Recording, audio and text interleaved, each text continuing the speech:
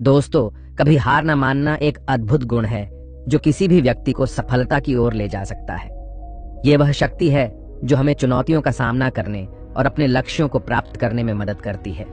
दृढ़ता के बिना हम आसानी से हार मान सकते हैं और अपने सपनों को छोड़ सकते हैं। चाहे आप अपने करियर, अपने रिश्तों या अपने व्यक्तिगत विकास में सफल होना चाहते हैं, दृढ़ता आपके पास सबसे महत्वपूर्ण उपकरणों में से एक है। यह वीडियो आपको वह प्रेरणा देगा जो आपको आगे बढ़ने और अपने लक्ष्यों को प्राप्त करने के लिए आवश्यक है।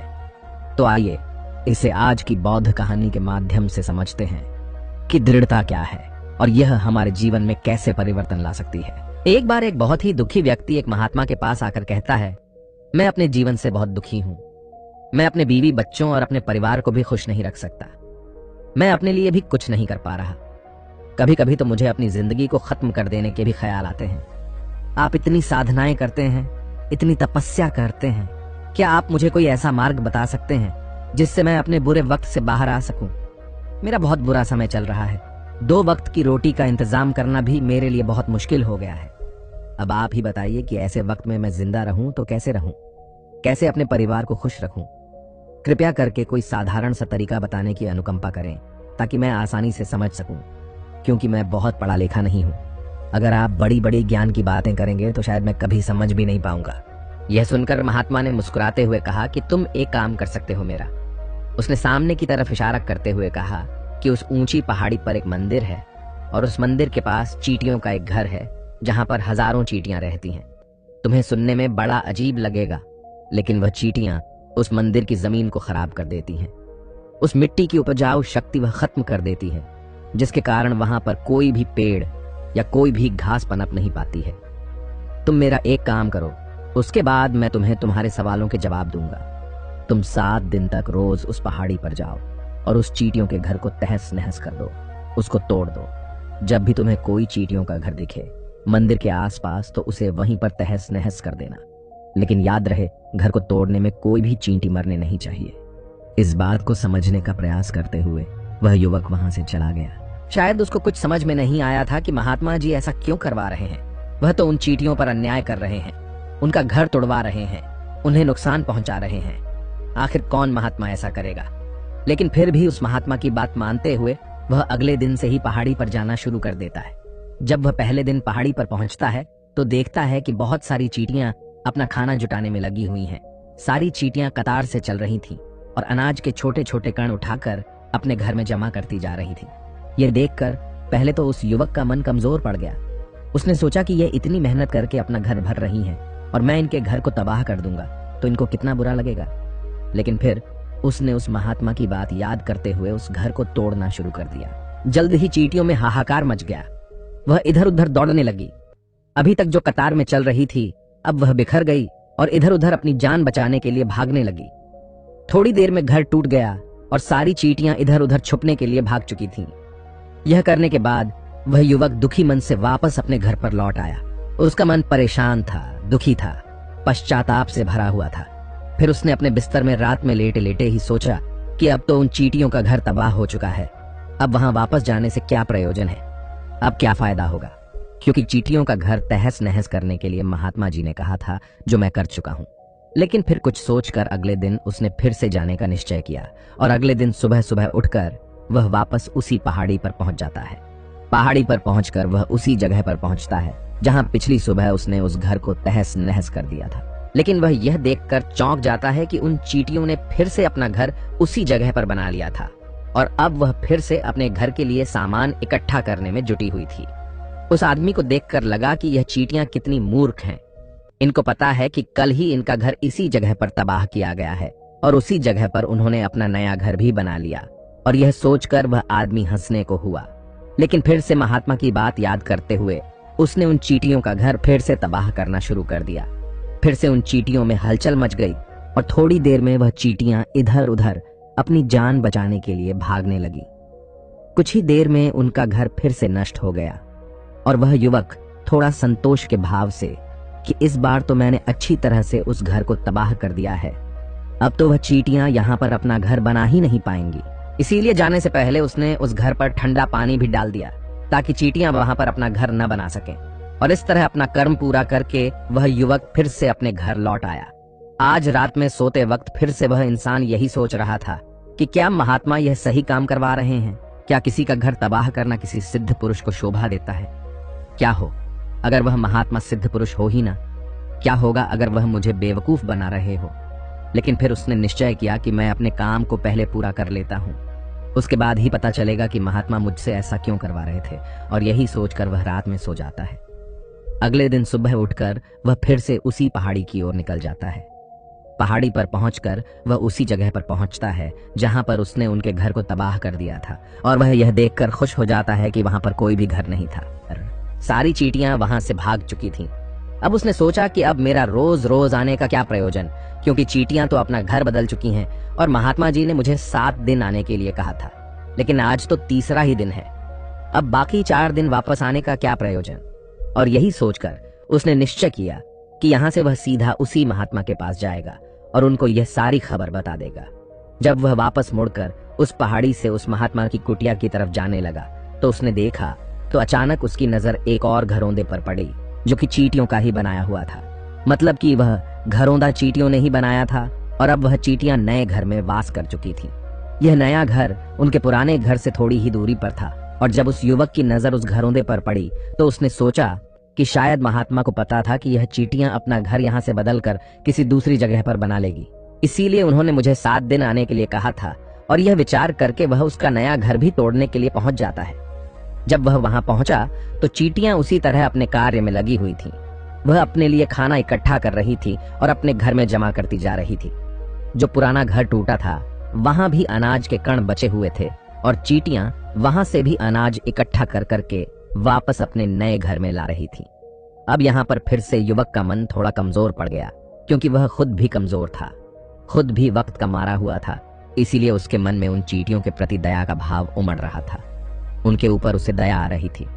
वह चाहता था कि उनकी मदद करे, लेकिन वह उल्टा उनको नुकसान पहुंचा रहा था। लेकिन उस महात्मा की बात को याद करते हुए उसने फिर से उस घर को तोड़ने का निश्चय किया, और उसने इस बार बड़ी ही सावधानी के साथ बिना किसी चींटी को कोई नुकसान पहुंचाए वह घर तबाह करना शुरू कर दिया।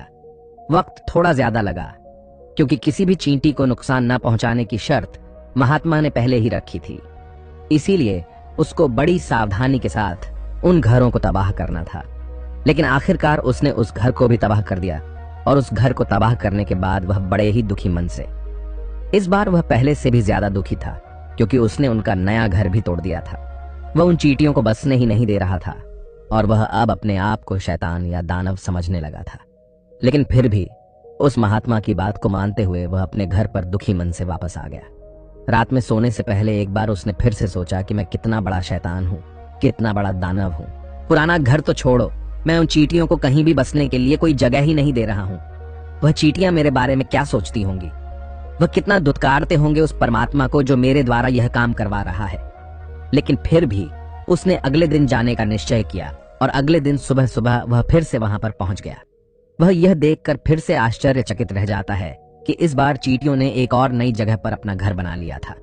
वह पहले से भी ज्यादा ऊर्जा के साथ काम कर रही थी, और उन्होंने एक रात में पहले से भी बड़ा घर बना लिया था, और अब वह फिर से अपना अनाज और खाना इकट्ठा करने में जुटी हुई थी। यह देखकर उस आदमी को लगा कि यह चींटियां किस मिट्टी की बनी हुई हैं। मैं इनको बार बार यहाँ से भगाने की कोशिश कर रहा हूँ और ये वहीं पर अपना घर बना लेती हैं। क्या इनको पता नहीं है कि मैं इन्हें यहाँ पर कभी भी बसने नहीं दूंगा?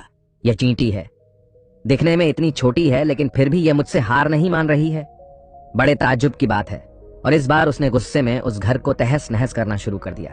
लेकिन इस बार तहस नहस करते हुए कुछ चींटियां वहीं पर मर गईं। उसके पैरों तले कुचल दी गई। कुचलने के बाद जब वह अपने अहंकार से बाहर आया तो उसने देखा कि गुस्से में उसने उन चींटियों को कितनी क्षति पहुंचा दी है। उसका मन पश्चाताप से भर गया और वह रोता हुआ अपने घर की तरफ बढ़ गया। रात में सोते वक्त उसने सोचा कि मैं उन चींटियों पर बहुत ज्यादा अत्याचार कर रहा हूं, अब इससे ज्यादा अत्याचार मैं नहीं कर पाऊंगा। और यही सोचकर वह अगले दिन उन चींटियों के लिए अपने घर से थोड़ा आटा लेकर उसी पहाड़ी पर पहुंच जाता है। आज उसके मन में उन चींटियों के प्रति श्रद्धा का भाव था, दया का भाव था। आज वह उनकी मदद करना चाहता था। और जब वह वहां पर पहुंचा तो चींटियां फिर से अपने नए घर को बनाने में जुटी हुई थी। उसने बड़ी ही दया के साथ उन चींटियों को अपना लाया हुआ आटा खिलाया और अगले 3 दिनों तक वह ऐसा ही करता रहा। जो इंसान पिछले 4 दिनों से चींटियों को नुकसान पहुंचा रहा था, अब वही इंसान उन्हें मदद कर रहा था।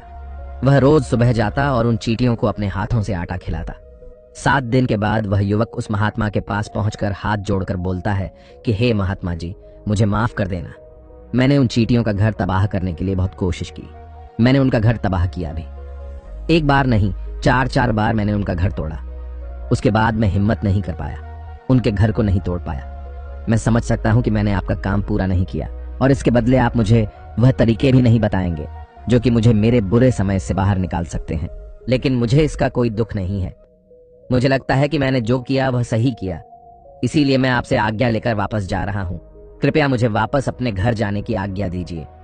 यह सुनकर उस महात्मा ने मुस्कुराते हुए कहा कि अरे बेटा, इतनी भी क्या जल्दी, रुको तो सही, जलपान तो कर लो, थोड़ी देर ठहर जाओ, उसके बाद चले जाना। और यह कहकर वह महात्मा उस युवक के लिए पानी लेकर आते हैं। पानी पिलाने के बाद महात्मा उस युवक से पूछते हैं कि तुम मुझे यह बताओ कि आखिर तुम उन चींटियों का घर तबाह क्यों नहीं कर सके। वह चींटियां तो छोटी छोटी हैं और तुम इतने विशाल हो, फिर भी तुम उन छोटी छोटी चींटियों का घर तबाह नहीं कर पाए। कहां है तुम्हारी शक्ति, तुम्हारा बाहुबल? इसका जवाब देते हुए उस युवक ने कहा कि हे गुरुवर, मैंने उन चींटियों का घर तबाह कर दिया था, बार बार किया था। एक बार तो अपने गुस्से में उन चींटियों को भी मैंने हानि पहुंचा दी थी, लेकिन जिस दिन मैंने उनको हानि पहुंचाई उसी दिन मेरे को लगा कि मैं उनको क्यों हानि पहुंचा रहा हूं, क्यों इनको इतनी तकलीफ दे रहा हूं, और उसी दिन से मैंने उनको नुकसान पहुंचाने की बजाय उनकी सहायता करनी शुरू कर दी। यह सुनकर उस महात्मा ने कहा कि यही तो सीखने की बात है। एक छोटी सी चींटी हमें जीवन का संदेश दे जाती है। मैंने तुम्हें उन चींटियों का घर तबाह करने के लिए नहीं भेजा था, मैंने तुम्हें भेजा था ताकि तुम उन चींटियों से कुछ सीख ले सकूं। तुम्हें क्या सीख मिली उन चींटियों से, क्या मुझे बता सकते हो? यह सुनकर उस युवक ने पूरी कहानी बयां कर दी। पूरी कहानी सुनने के बाद महात्मा ने मुस्कुराते हुए कहा कि बेटा, तुमने जो महसूस किया मैं वही तुम्हें दिखाना चाहता था। वो ये थी कि तुमने कितनी ही बार उनके घर को तोड़ने की कोशिश की, कितनी ही बार प्रयास किया कि उनका घर तबाह हो जाए, लेकिन वह हर बार अपना नया घर बना लेती थी। उन्होंने कभी भी हार नहीं मानी। अगर वह हार मान लेती तो चींटियां तुम्हें वहां पर नहीं मिलती। जब एक छोटी सी चींटी अपने विश्वास और मेहनत से इतने बड़े आदमी का दिल बदल सकती है, तो तुम तो इंसानों का मन बदल ही सकते हो। अपने जीवन में अपनी किस्मत न बदलने का कोई कारण तुम्हारे पास नहीं बचता। जीवन कार्यशीलता का नाम है, कर्मशीलता का नाम है। लेकिन हम मनुष्य 1-2 बार हार मिलने पर ही टूट जाते हैं, हताश हो जाते हैं और फिर जीवन में प्रयास ही नहीं करते। और कुछ लोग अपनी जिंदगी को खत्म करने पर उतारू हो जाते हैं। लेकिन जानवरों में तुमने एक बात देखी होगी कि वह अपना जीवन खुद से कभी खत्म कर ही नहीं सकते हैं। तुमने कभी नहीं सुना होगा कि किसी जानवर ने आत्महत्या कर ली, चाहे वह जानवर कितना ही भूखा क्यों ना हो, कितना ही दुखी क्यों ना हो, लेकिन वह अपने जीवन के लिए हमेशा संघर्ष करता रहता है। लेकिन वहीं पर दूसरी तरफ हम मनुष्य 1-2 बार हताश होने पर ही अपना जीवन खत्म कर लेते हैं। जीवन तो कर्म करने का नाम है, इसीलिए मृत्यु से पहले कर्म करना कभी मत छोड़ना, क्योंकि मृत्यु के बाद तो तुम परम विश्राम में चले ही जाओगे। तो उससे पहले कर्म करना क्यों छोड़ रहे हो, क्यों हताश हो रहे हो?